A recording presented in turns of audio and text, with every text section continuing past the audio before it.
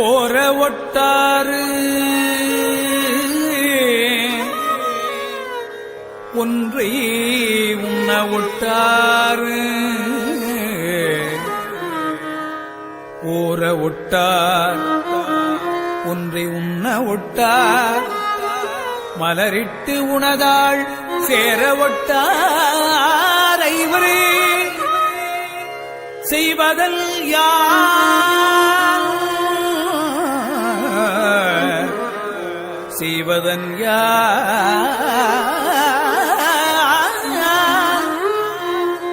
சென்று தேவரே உய்ய சோர நிட்டூரனை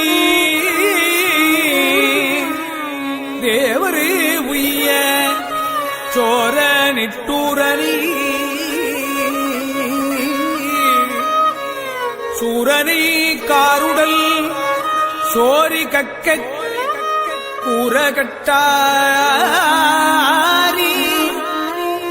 கூறகட்டாரி இட்டு ஓர் இமை போதினில் கொன்றவனே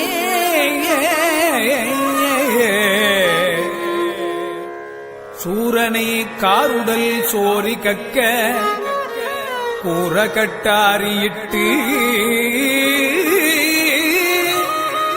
ஓர் இமை போதினில் கொன்றவனே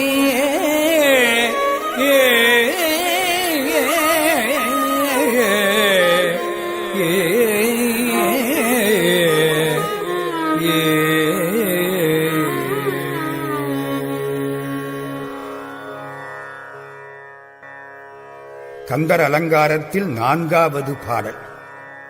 நமக்குள்ளே 5 பேர் இருக்கிறார்கள். மெய், வாய், கண், மூக்கு, செவி. இந்த 5 பேரும் சும்மா இருக்க மாட்டார்கள். திருமூலர் திருமந்திரத்தில் சொல்கிறார், அஞ்சுள யானைகள் அடவியுள் வாழ்வன அஞ்சுக்கும் அஞ்செழுத்து அங்குசமாவனங்கிறார். 5 யானை இருக்கு நமக்குள்ள. அது அடக்கிறதுக்கு ஒரு அங்குசம் வேணும். அதுக்கு 5 வளைவு வேணும். அஞ்செழுத்துத்தான் அங்குசம் என்கிறார் திருமூலர்.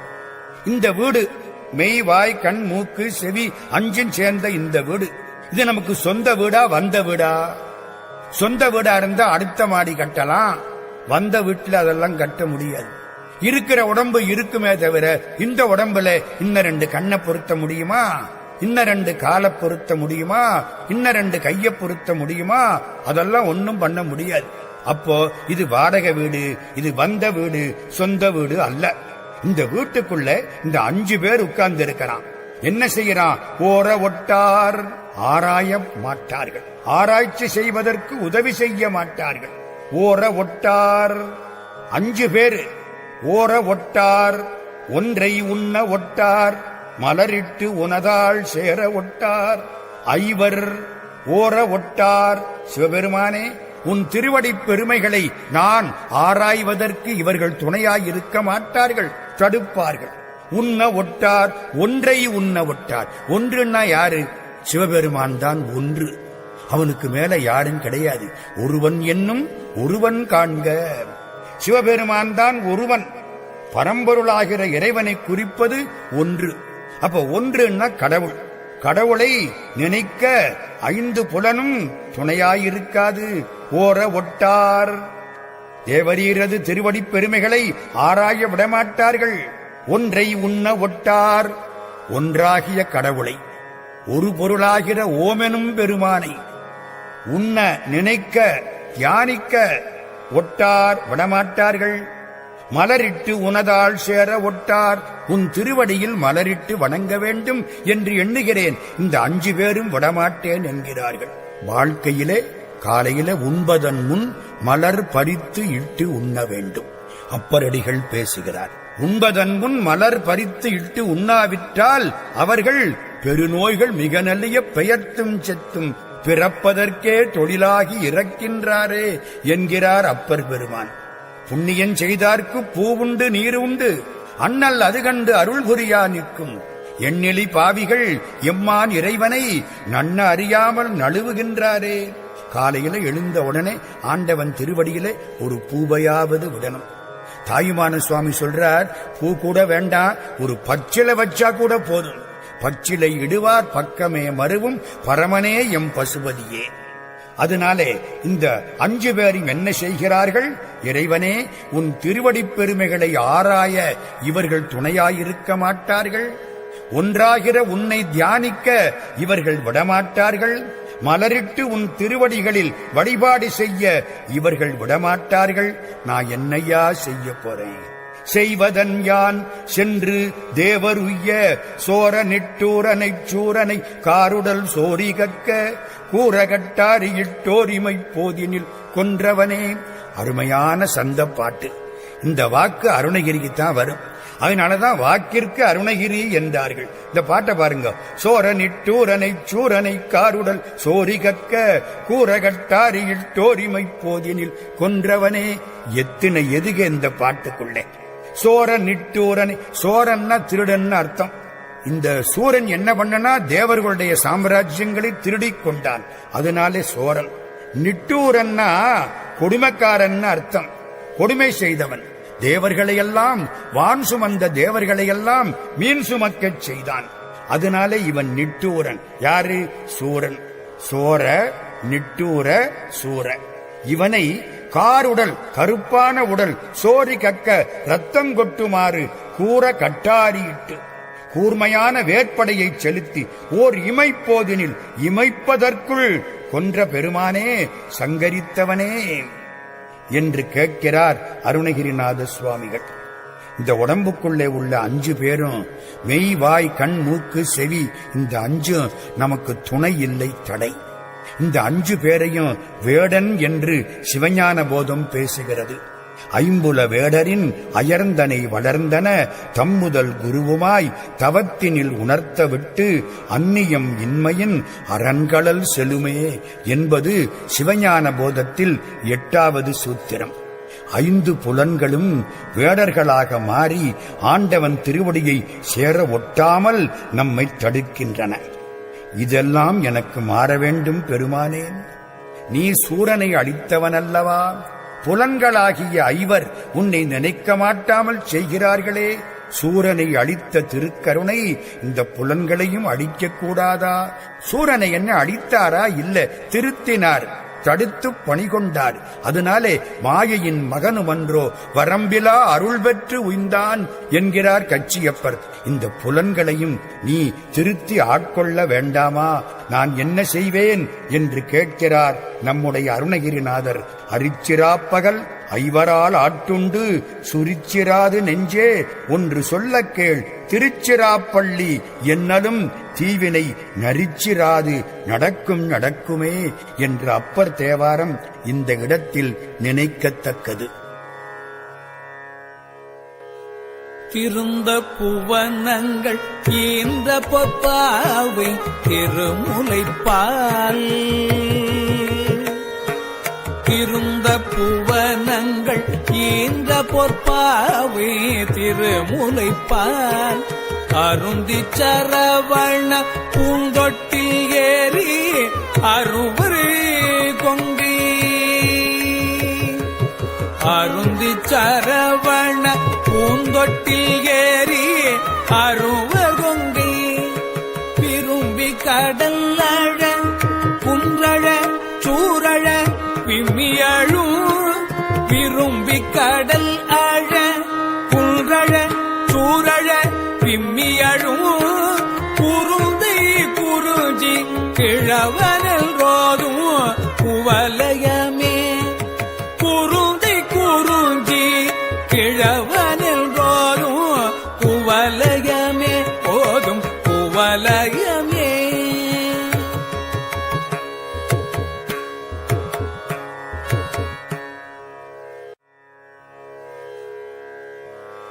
கந்தர் அலங்காரத்தில் 5வது பாடல். முருகப்பெருமானை கிழவன் என்று சொன்னார்கள். யார் சொன்னார்? திருமுருகாற்றுப்படை பாடிய நக்கீரர் முடிக்கிற பொழுது இடும் என இடிதரும் அருவி படமுதிர் சோலை மலை கிழவோனேன்னு முடிச்சுட்டார். முருகன் கிழவனா? கிழவன்னா 2 அர்த்தம்.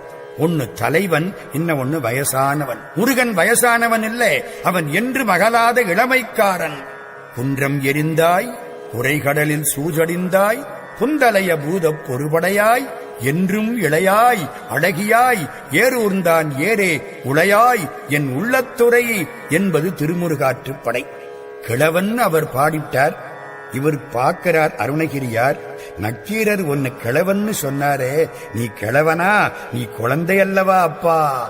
நீ யார் தெரியுமா? நீ அழுததும் யாரார் அழுதார்கள் தெரியுமா?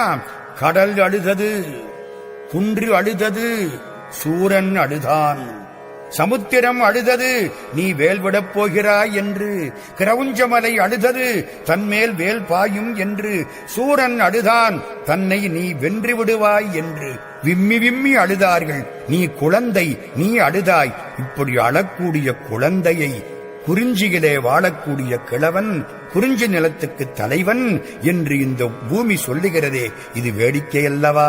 நீ யார் தெரியுமா? அம்பாளுடைய திருமுலைப்பால் அருந்தியவன். அம்பாள் யார் தெரியுமா? பொற்பாவை.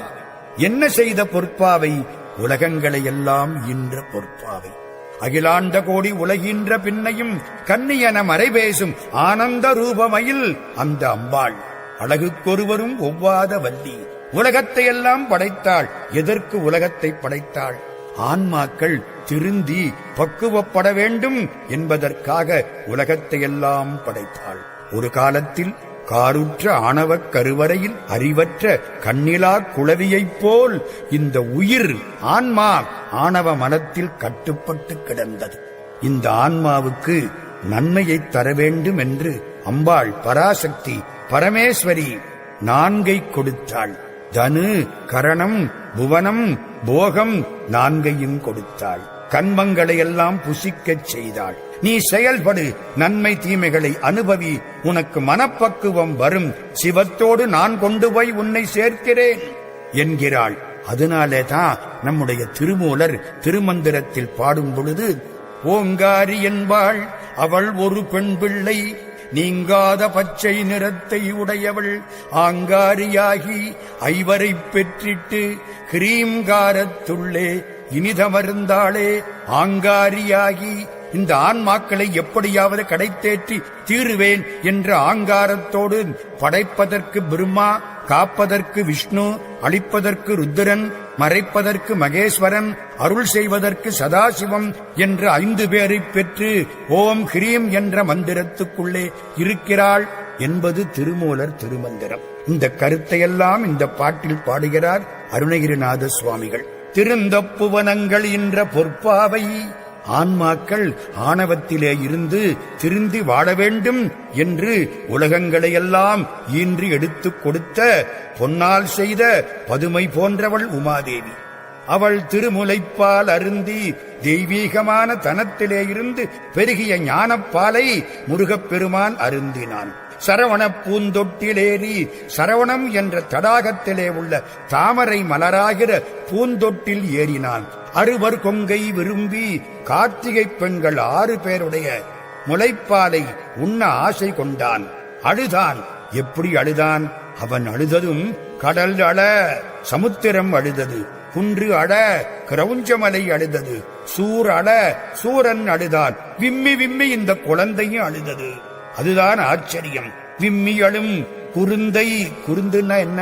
குருத்து குருந்துன்னு வந்தது. வாழையில முதல்ல குருத்து வரும். முருகப்பெருமான் அது மாதிரி இளங்குழந்தையை குறிஞ்சு கிழவன் என்று ஓதும் குவலயமே. இதென்ன வேடிக்கையாயிருக்கிறது?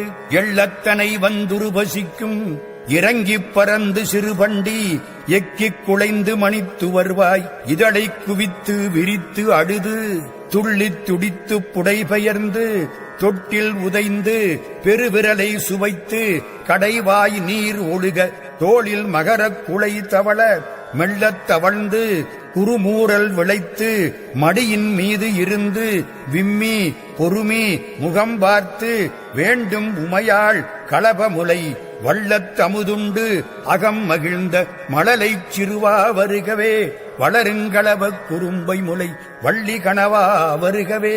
திருச்செந்தூர் முருகன் பிள்ளைத்தமிழ், அற்புதமான பிள்ளைத்தமிழ். முருகப்பெருமான் அழுத பொழுது என்னென்னவெல்லாம் ஆச்சுன்னு இதுல அப்படியே சொல்லுகிறார். அருமையான பாட்டு. மெல்லத் தவழ்ந்து குறுமூரல் சின்ன புன்முறுவல் விளைத்து அம்பாள் மடியிலே இருந்து விம்மி பொறுமி முகம் பார்த்து அந்த குழந்தை அழுததாம். குமரக்கடவுள் குறிஞ்சி நிலத்துக்கு தலைவன், மலைக்கு நாயகன். அவனை மிக சிறப்பான முறையில் இந்த கிழவன் என்று சொல்கிறார்களே, இதென்ன ஆச்சரியம்! உமையம்மையின் ஞானப்பால் உண்டவன், கார்த்திகை மாதருடைய பாலமுது உண்டவன், குழந்தையாயிருப்பவன், இவனை குறிஞ்சி கிழவன் என்று உலகம் கூறினால் இது வேடிக்கையாக அல்லவா இருக்கிறது என்று அவனை பாராட்டுவது போலே ஒரு நகைச்சுவை காட்டுகிறார் அருணகிரிநாத பெருமான். பெரும்பைம் புனத்தினுள் சிற்றேனல் காக்கின்ற பேதை கொங்கை, பெரும்பைம் புனத்தினுள் சிற்றேனல் காக்கின்ற பேதை கொங்கை, பெரும்பும் குமரனை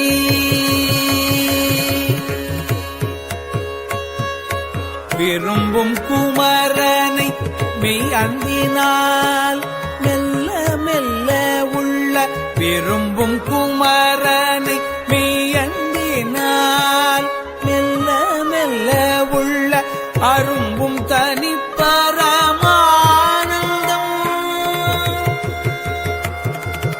அரும்பும் தனிப்பரமானந்தம் தித்தித்தறிந்ததல்வே, அரும்பும் தனிப்பரமானந்தம் தித்தித்து அறிந்ததன்றே, கரும்பும் துவர்த்து கரும்பும் துவர்த்து செந்தேனும் புளித்து, கரும்பும் துவர்த்து செந்தேனும் புளித்து அரக்கைத்ததுவே, அரக்கைத்ததுவே, கரும்பும் துவர்த்து செந்தேனும் புளித்து அரக்கைத்ததுவே, அரக்கைத்ததுவே.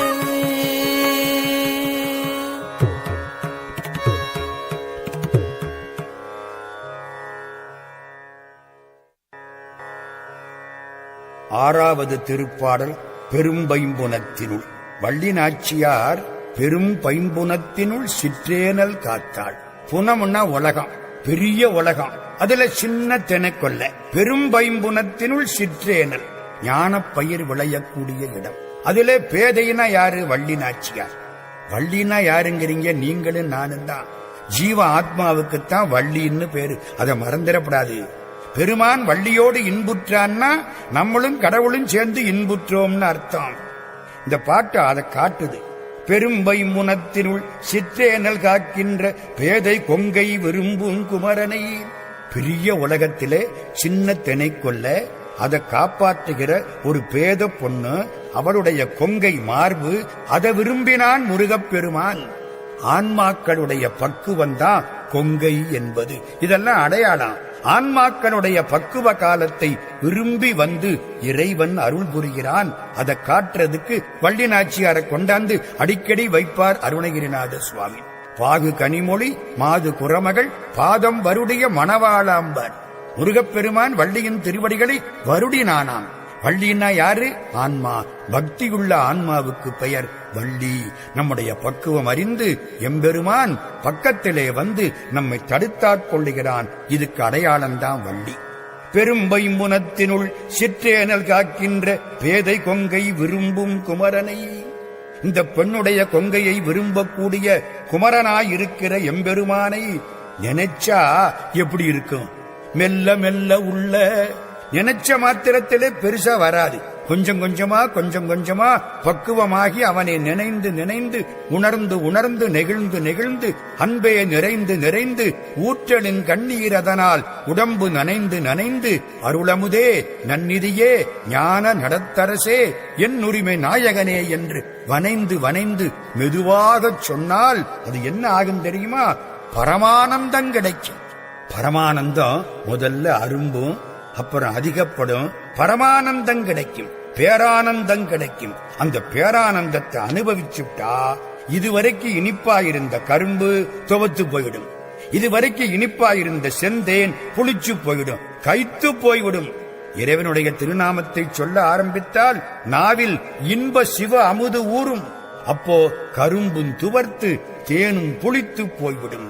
பெரும்பைம்புணத்தினுள் சிற்றேனல் காக்கின்ற பேதை கொங்கை விரும்பும் குமரனை மெய் அன்பினால் எப்படி கும்பிடணும்? மெய் அன்பினால் கும்பிடணும். மெய் அன்பினால் மெல்ல மெல்ல உள்ளன்னா நினைக்க. அரும்புந்தனி பரமானந்தம் சித்தித்து அறிந்தகன்றே கரும்புந்துவர்த்து செந்தேனும் புளித்து அறக்கைத்ததுவே. அறுப்பு போல் முளையார் அல்லல் வாழ்க்கை மேல் விருப்புச் சேர்நிலை விட்டு நல்லிட்டமாய் திருப்புத்தூரனை சிந்தை செய்யச் செய்ய கருப்புச் சாற்றிலும் அன்னிக்கும் காண்மினே. அப்பர் சுவாமிகள் வாக்கு. கரும்புச் சாற்றை விட இனிப்பாய் இருப்பானா. அந்த பெருமானை நினைந்தால் கரும்பும் தேனும் புளித்து போய்விடும். ஏன்? கரும்பு தேன் நாவுக்கு ருசி, எம்பெருமான் ஐம்புலனுக்கு ருசி.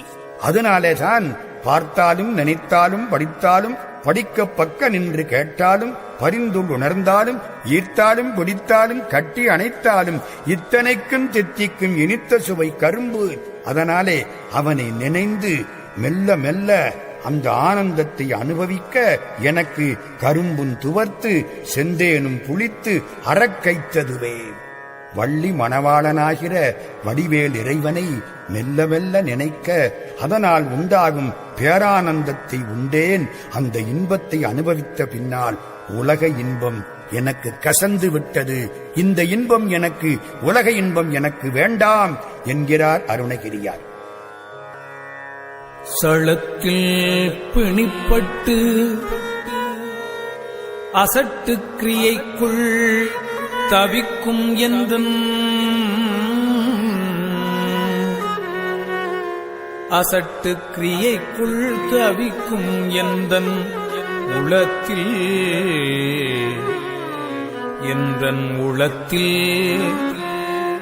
பிரம்மத்தை தவிர்ப்பாய் அவுணரு உரத்து உதிர குளத்தில் குதித்து குளித்து கழித்து குடித்து வெற்றி களத்தில்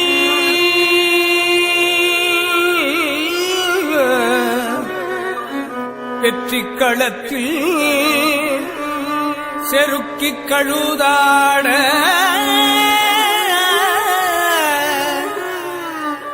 குளத்தில் குதித்து குளித்து கழித்து குடித்து வெற்றி களத்தில் செருக்கி கழுதாட வேல் தொட்ட காவலனே வேல் தொட்ட காவலனே வேல் தொட்ட காவலனே.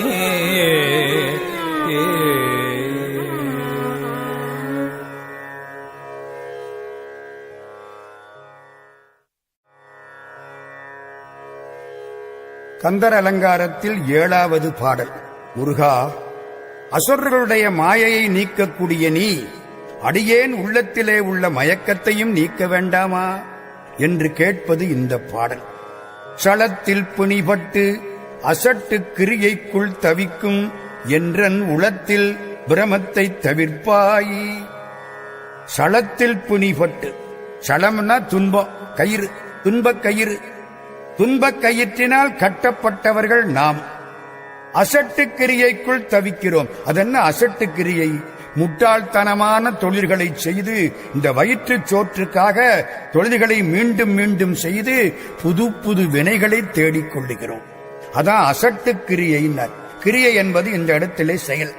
சளத்தில் பிணிபட்டு, துன்பக் கயிற்றினால் கட்டப்பட்டு அசட்டு கிரியைக்குள் தவிக்கும் மூடத்தனமான தொழில்களை செய்து அந்த தொழிலினால் மீண்டும் மீண்டும் வினை வயப்பட்டு தவிக்கக்கூடிய எந்தன் உளத்தில், என்னுடைய மனத்தில் பிரமத்தை தவிர்ப்பாய். பிரமம்னா இந்த இடத்திலே மயக்கம். கடவுளே, இந்த உலகம்தான் எல்லாம் அப்படின்னு நினைக்கிறனே, இந்த மயக்கம் என்னை விட்டுட்டு போகணும். திருமூலர் சொல்லுவார், ஒரு ஆசாரி ஒருவர் அந்த பக்கத்திலே வந்து பார்க்கிறார். திறமையான கலைஞர். எதிர்த்தாப்புல ஒரு மர யானை இருக்கு.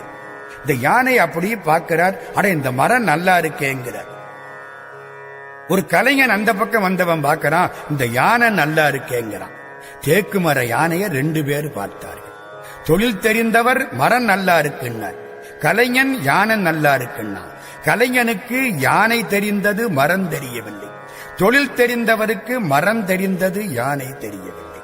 மரத்தை மறைத்தது மாமத யானை, மரத்தில் மறைந்தது மாமத யானை. பரத்தை மறைத்தது பார்முதல் பூதம், பரத்தில் மறைந்தது பார்முதல் பூதம். உலகத்திலே ஈடுபட்டவர்களுக்கு கடவுள் தெரிவதில்லை, கடவுளிடத்திலே ஈடுபட்டவர்களுக்கு உலகம் தெரிவதில்லை. இந்த திருமூலர் திருமந்திர கருத்து இங்கே சொல்லுகிறார். சளத்தில் புனிபட்ட அசட்டு கிரியைக்குள் தவிக்கும் என்றன் உளத்தில் பிரமத்தை தவிர்ப்பாய். உலக செயல்களிலேயே ஈடுபட்டிருக்கக்கூடிய என் மனத்தில் உள்ள மயக்கத்தை நீக்கி அருள வேண்டும். யார்கிட்ட கேட்கிறார்? முருகன்ட்ட. அவன் யாரு? வேல் தொட்ட காவலன். வேல் விட்ட இல்ல, வேல் தொட்ட. தொட்டாலே போதுமா, விட வேண்டாமா?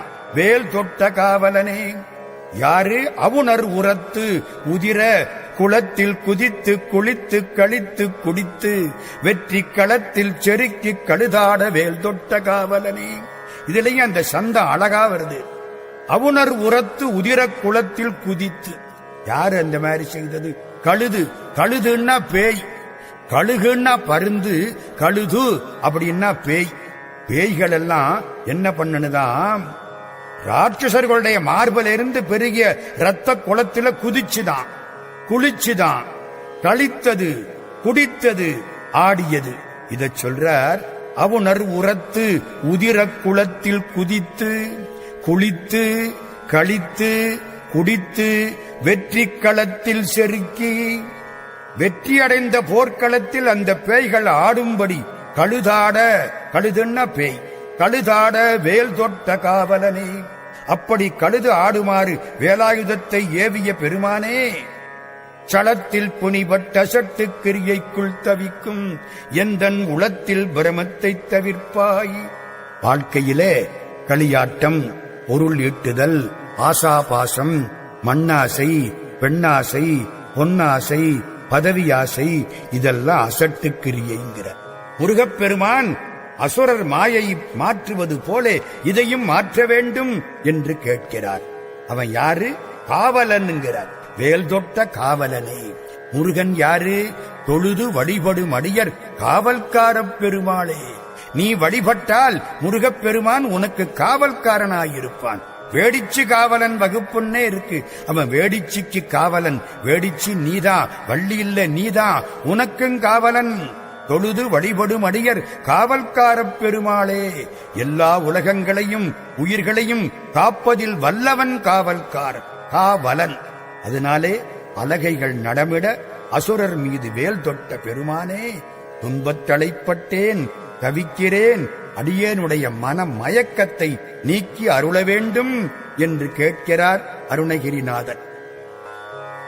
ஒளியில் விளைந்த உயர் ஞான பூதரத்து உச்சியின் மேல், உச்சியின் மேல்.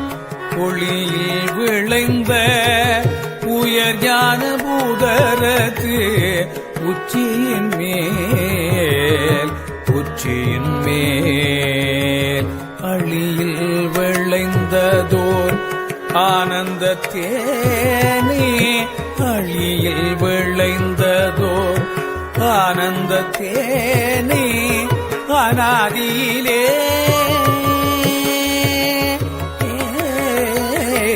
அழியில் விளைந்ததோர் ஆனந்த தேனை. அநாதியிலே அநாதியிலே வெளியில் விளைந்த வெறும் பாழி பெற்ற வெறுந்தனி,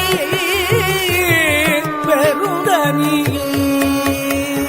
வெளியில் விளைந்த வெறும் பாழி பெற்ற வெறுந்தளியை தெளிய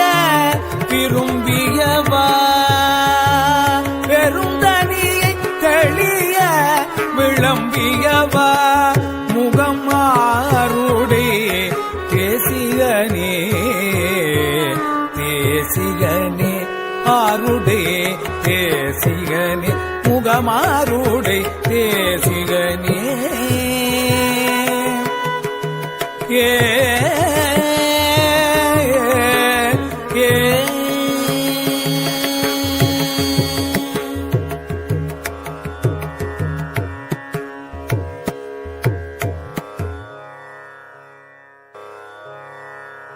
கந்தர் அலங்காரத்தில் 8வது பாடல். முருகா, நீ எனக்கு ஒரு உபதேசம் செய்தாய். அந்த உபதேசம் எப்படி இருந்தது என்னால் சொல்ல முடியவில்லை. அந்த உபதேசத்தின் பெருமை அதை நான் எப்படி சொல்லப் போகிறேன்? அது வார்த்தையை தாண்டியது. தன்னந்தனி நின்றது தான் அறிய இன்னும் ஒருவர்க்கு இசைவிப்பதுவோ ஏகாந்தப் பெருவழிக்குள் இருந்த வாழ்வை நான் எப்படி சொல்லப் போகிறேன்? உபதேசத்தை சொல்ல முடியாது.